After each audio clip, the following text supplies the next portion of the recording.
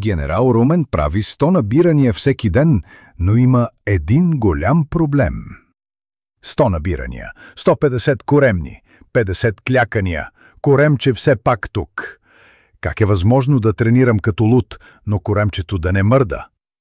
Ям си стабилно 3 круасана за закуска, двойна порция за обяд, 3-4 бири вечер, шоколадови кексове.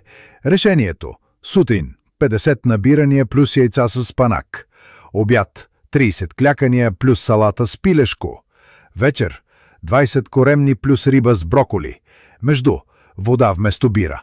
Преди и след сравнение – минус 15 кг за 3 месеца. Униформата пак му става. Качва се по стълби без задъхване.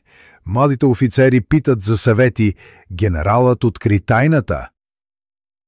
Не можеш да надупчиш лошата диета с упражнения. 70% храна, 30% фитнес. Кой прави същата грешка?